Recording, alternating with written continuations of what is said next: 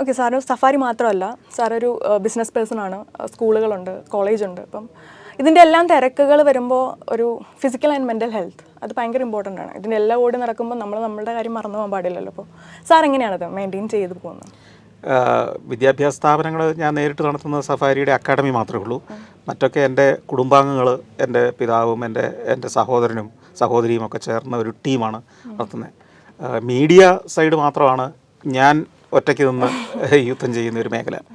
അത് പണ്ട് മുതൽ തന്നെ എൻ്റെ മേഖല അതായിരുന്നു. ഞാൻ അതിലാണ് ശ്രദ്ധിച്ചത് എന്നുള്ളതുകൊണ്ടും ലേബർ ഇന്ത്യയുടെ പ്രിൻ്റ് മീഡിയ പബ്ലിഷിംഗ് ഡിവിഷൻ തീർച്ചയായും പൂർണ്ണമായിട്ടും എൻ്റെ നിയന്ത്രണത്തിൽ പ്രവർത്തിക്കുന്നു.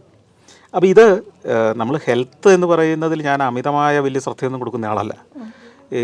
ശ്രദ്ധ കൊടുക്കേണ്ടാത്തത് കൊണ്ടല്ല, മനുഷ്യന് ജീവിതത്തിൽ പല പ്രയോറിറ്റികളുമുണ്ട്. പ്രയോറിറ്റികൾ എന്ന് പറയുമ്പം ചില കാര്യങ്ങൾ ചെയ്തു തീർക്കാൻ വേണ്ടി, ഇപ്പോൾ നിങ്ങളെ ഒരു പോലീസുകാരൻ ഓടിക്കുകയാണെന്നിരിക്കട്ടെ, എന്തോ ഒരു കാര്യത്തിന് വേണ്ടി, തെറ്റിദ്ധാരണയുടെ പുറത്തായിരിക്കാം, ശരിയായ ധാരണയുടെ പുറത്തായിരിക്കാം, പോലീസ് ഓടിക്കുന്നു. ഈ ഓടുന്ന സമയത്ത് നിങ്ങൾ മതിലൊക്കെ ചാടി വലിയ കയ്യാലയൊക്കെ എടുത്ത് ചാടി ഓടും. ഇവിടെ നിങ്ങൾ ഹെൽത്തിൻ്റെ കാര്യം ചിന്തിച്ചിട്ടാണ് ഓടുക? അല്ല. എങ്ങനെയും രക്ഷപ്പെടുക എന്നുള്ളത് എൻ്റെ ജീവിതത്തിലെ പോരാട്ടമെല്ലാം ഇപ്പോഴും അങ്ങനെയായിരുന്നു. എനിക്ക് ടെലിവിഷൻ ചാനലിൽ ഇന്ന് രാത്രി പ്രോഗ്രാം പോയേ പറ്റൂ, മനസ്സിലായില്ലേ? എൻ്റെ ഓരോ ടാസ്കും അത് മാറ്റിവെക്കാൻ നിർവാഹമില്ല. അല്ലെങ്കിൽ ചാനൽ പൂട്ടും. ചാനലിൽ ഏതെങ്കിലും ഒരു ചാനലിൽ ഒരു ദിവസം പരിപാടി ഇല്ല എന്ന് പറഞ്ഞ് കാണാൻ പറ്റുമോ നമുക്ക്? ഇല്ല. ലേബറിൻ്റെ മാസിക ഇറക്കുമ്പോൾ ഏതെങ്കിലും ഒരു മാസം ലേബറിൻ്റെ മാസിക ഉണ്ടാവില്ല എന്ന് നമുക്ക് അനൗൺസ് ചെയ്യാൻ പറ്റുമോ? പൈസ മേടിച്ചാണ് കൃത്യമായിട്ട് കൊടുത്തേ പറ്റുമോ. അപ്പം നമുക്ക് എക്സ്ക്യൂസുകളില്ല. അപ്പോൾ ഈ പോലീസുകാരൻ പുറകിലുണ്ട് എന്നുള്ള ചിന്തയിൽ ഓടുന്ന ഒരു കള്ളനെ പോലെയാണ് നമ്മൾ. നമ്മളുടെ പുറകിൽ കസ്റ്റമേഴ്സ് അല്ലെങ്കിൽ നമ്മുടെ വ്യൂവേഴ്സ് ഇങ്ങനെ ഓടിച്ചുകൊണ്ടിരിക്കുക നമ്മളെ. അവിടെ നമ്മളുടെ പ്രയോറിറ്റി എന്ന് പറയുന്നത് ഏതാ?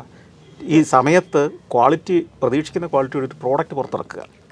അപ്പോൾ പോലീസുകാരൻ ഓടിക്കുമ്പോൾ ഉണ്ടാകുന്ന മാനസികാവസ്ഥ തന്നെ നമ്മൾ ഓടുന്നത്. അപ്പോൾ ഹെൽത്തിനെ കുറിച്ചൊന്നും അധികം ഓർക്കുകയില്ല. ഫിസിക്കൽ ഹെൽത്ത് അങ്ങനെ നിൽക്കും, പക്ഷേ മെൻ്റൽ ഹെൽത്ത് നമ്മുടെ കയ്യിൽ നിൽക്കുന്ന, അല്ലെങ്കിൽ ചില സമയത്ത് നമ്മുടെ കൈവിട്ട് പോകുന്ന കാര്യങ്ങളാണ്. അല്ല, മെൻ്റൽ ഹെൽത്ത് എന്ന് പറയുന്നത് തന്നെ വലിയൊരു റേഞ്ചാണ്, മനസ്സിലായില്ലേ?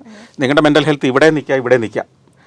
ചിലപ്പോൾ അതിൻ്റെ നടുക്ക് കൊണ്ടുവന്ന് നിർത്തുന്നതാണ് ഹെൽത്തി എന്ന ആളുകൾ പറയും. അപ്പോൾ അത് അങ്ങോട്ടും ഇങ്ങോട്ടും വേരി ചെയ്യാൻ വലിയ സാധ്യതയുണ്ട്. ഇപ്പം വർക്ക് പ്രഷറൊക്കെയാണ് ഈ മെൻ്റൽ ഹെൽത്തിനെ ബാധിക്കുന്നൊരു കാര്യം.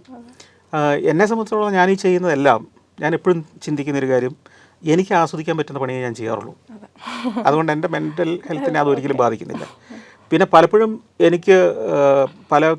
ഇറിറ്റേഷൻ അല്ലെങ്കിൽ ഭയങ്കരമായ അസ്വസ്ഥതകൾ തോന്നുന്ന സാഹചര്യങ്ങളുണ്ടാകുന്നുണ്ട്.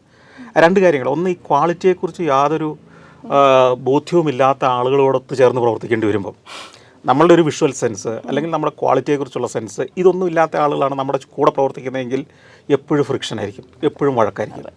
രണ്ട്, പഞ്ച്വാലിറ്റിയെക്കുറിച്ച് യാതൊരു ധാരണയില്ലാത്ത, ഇപ്പോൾ ടെലിവിഷൻ ചാനലുകൾക്കൊക്കെ ഉള്ള പ്രത്യേകിച്ച് കഴിഞ്ഞാൽ പഞ്ച്വാലിറ്റി പ്രധാനമാണ്. കാരണം 9 മണി എന്ന് പറയുമ്പോൾ വാർത്തയുണ്ടെന്ന് പറഞ്ഞാൽ 9 മണിക്ക് വാർത്ത പ്ലേ ചെയ്യണം.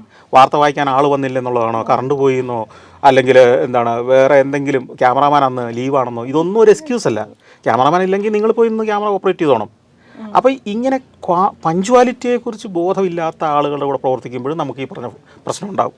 അപ്പോൾ ക്വാളിറ്റിയും പഞ്ച്വാലിറ്റിയും ഇല്ലാത്ത ആളുകളുടെ കൂടെ നിൽക്കുമ്പോഴൊക്കെ ഞാൻ പ്രശ്നക്കാരെന്ന് വെച്ചാൽ അവരെ നിലത്തോടിക്കുകയില്ല, ഉറപ്പിക്കും ഞാൻ. അപ്പോൾ അതെ, ക്വാളിറ്റിയും പഞ്ച്വാലിറ്റി ഇല്ലാത്തവർ എന്തിനാണ് നമ്മുടെ ഇങ്ങനെ ഒരു കാര്യത്തിന് നടക്കുന്നത്? അവർക്ക് വേറെ എല്ലോ പണിക്ക് പോയിക്കൂടെ?